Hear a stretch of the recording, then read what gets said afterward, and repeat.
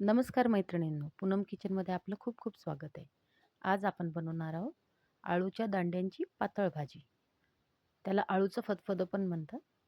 त्याच्यासाठी आपल्याला लागणारं साहित्य: स्वच्छ धुतलेले आळूचे थोडे पानं, त्यानंतर आळूच्या पानाच्या दांड्या, दांड्यांचे सगळे साल काढून घ्यायचे आणि आळूचे पानं चिरून घ्यायचे. दांड्यांच्या साल करून त्यांचे गोल गोल गोल गोल छोटे छोटे तुकडे करून घ्यायचे. या टाईपमध्ये मी दाखवलं त्या पद्धतीत. त्यानंतर थोडा गूळ, खोबऱ्याचे काप, हरभऱ्याची डाळ आणि आलं लसणाचा गोळा, हिरवी मिरची घालून आणि शेंगदाणे हे सर्व एकत्र शिजवून घ्यायचे. 4-5 शिट्ट्या देऊ. त्यानंतर एका कढईमध्ये थोडंसं तेल टाकायचं, 1 ते 1.5 पळी, आणि 1-1.5 पळी तेलामध्ये छान त्याच्यामध्ये मोहरी टाकायची आहे तडतडायला. छान फोडणी देऊ आपण मोहरी आणि जिरं. जिरं मोहरीची फोडणी कोणत्याही गोष्टीला दिली तर ते खूप चवदार लागतं आणि त्या जिरं मोहरीचा त्याच्यामध्ये स्वाद उतरतो. त्यामुळे अर्धा चमचा जिरं आणि अर्धा चमचा मोहरी आपण यात टाकली आहे.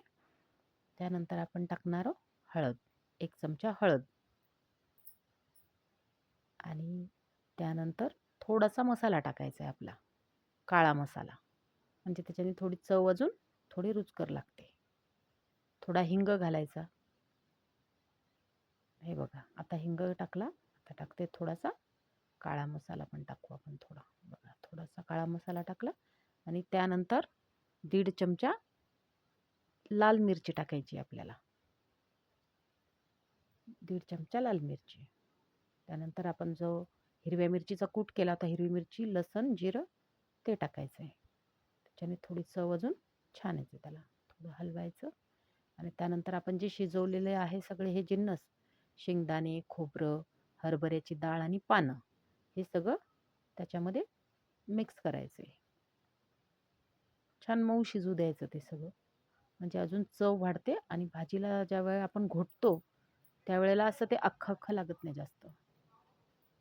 बघा, तुम्ही बघू शकता. बघा, एकदम छान अशी पातळ पातळ भाजी आपली तयार झाली आहे आणि त्यात मीठ टाकलंय. तुम्हाला लागलं तर तुम्ही कढईत राहू देऊ शकता, पण मी एका छान पातेल्यामध्ये त्याला काढून घेतलंय आणि थोडा चिंचेचा कोळ टाकला त्याच्यामध्ये पहिले, आणि बेसन पीठ टाकायचंय आणि त्याला घोटायचंय चांगलं. जोपर्यंत थोडी घट्टसर होत नाही तोपर्यंत तिला बेसन पीठ टाकून घोटायचंय.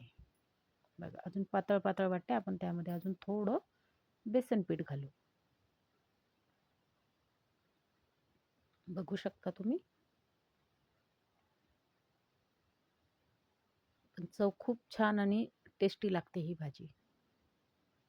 बघा, पूर्वी लग्नामध्ये या भाजीची खूप प्रथा होती, आंबट गोड भाजीची. तसे आळूचे पानं मिळाले की ही भाजी करायला खूप छान वाटते. बघा, आपली आळूची भाजी तयार.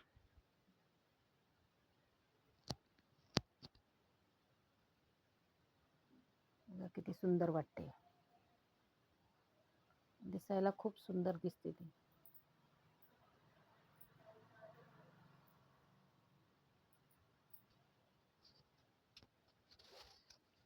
बघितली. नंतर वरून गूळ घालायचा आहे. गूळ घातल्यानंतर आपली आळूची भाजी तयार झालेली आहे. बघू शकता तुम्ही. हे बघा, छान अशी इतकी घट्टसर होईपर्यंत, थंडी झाली की ती अजून घट्ट होते. कमेंट बॉक्समध्ये मला सांगा कशी झाली भाजी.